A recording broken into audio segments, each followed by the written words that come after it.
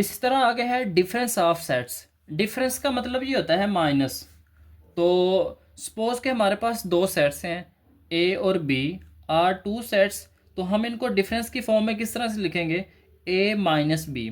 अब ए minus B का मतलब क्या है, तो स्टूडेंट्स का मतलब ये है कि जो हमारे पास रिजल्ट आएगा उसके अंदर जितने भी एलिमेंट्स मौजूद होंगे वो सिर्फ ए सेट के होंगे।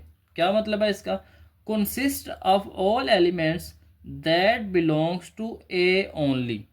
यानी ए माइनस बी का मतलब ये है कि जब हम ए में से बी को माइनस करेंगे तो हमारे पास कौन से एलिमेंट्स होंगे, सिर्फ ए के एलिमेंट्स मौजूद होंगे। तो यहाँ पे एक एग्जांपल लिख लेते हैं। जैसे हमारे पास है ए, हमारे पास सेट है जी 2 3 और 5। बी हमारे पास है 3 5 और 6। अब जब हम इनका ए माइनस बी निकालेंगे तो ए माइनस बी कैसे निकालेंगे, पहले हम ए के एलिमेंट्स को लिख लेंगे माइनस फिर हम बी के एलिमेंट्स को लिख लेंगे 3 5 और 6। अब जब हमने कहा है कि जब हम ए माइनस बी निकालते हैं तो इसके अंदर सिर्फ ए के एलिमेंट्स मौजूद होते हैं, यानी बी का कोई भी एलिमेंट नहीं आएगा। अब चेक करते हैं, जैसे 2 है, 2 ए का एलिमेंट्स तो है लेकिन बी का एलिमेंट नहीं है, तो हम आंसर में क्या लिख लेंगे 2। उसके बाद चेक करेंगे 3। अब 3 ए के अंदर भी मौजूद है और 3 बी के अंदर भी मौजूद है, तो यहाँ से ये दोनों आपस में क्या हो जाएंगे, कट हो जाएंगे। उसके बाद आता है 5। अब 5 ए के अंदर मौजूद है लेकिन बी के अंदर मौजूद नहीं है, तो इसलिए यहाँ पे कॉमा के साथ हम क्या लगा लेंगे 5। तो इस तरह से हमने डिफरेंस निकालना है जितने भी सेट्स दिए होंगे। उसके बाद आता है कॉम्प्लीमेंट ऑफ सेट। कॉम्प्लीमेंट एक ऐसा सेट होता है जिसके अंदर यूनिवर्सल के सारे एलिमेंट्स मौजूद होते हैं।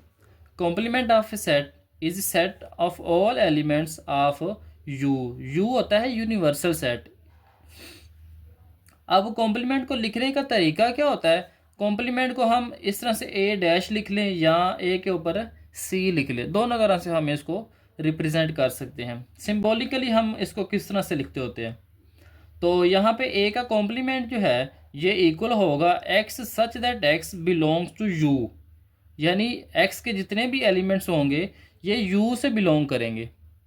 And x not belong to A, यहाँ पे जो एक्स यानी एलिमेंट्स होंगे वो ए से बिलोंग नहीं करेंगे। जितने भी एलिमेंट्स होंगे वो किससे आएंगे, यूनिवर्सल सेट से।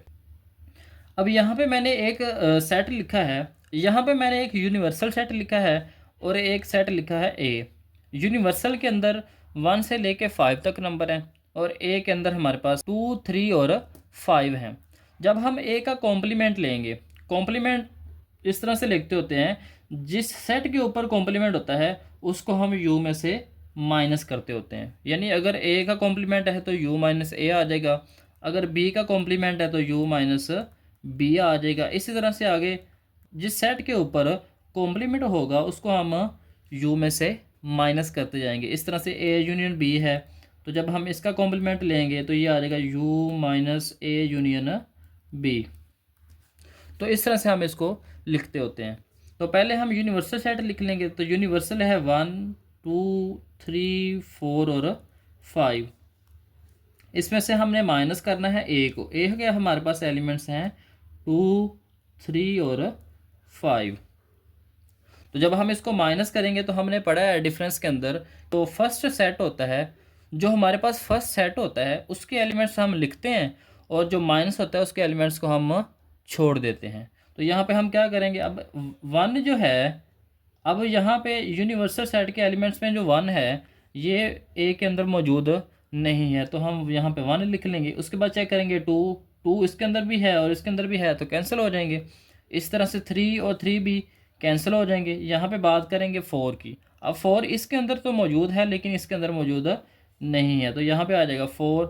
उसके बाद है 5 5 और 5 आपस में कैंसिल हो जाएंगे, तो हमारे पास ए का कॉम्प्लीमेंट क्या आ जाएगा 1 4। तो इस तरह से हम कॉम्प्लीमेंट ऑफ सेट फाइंड करेंगे।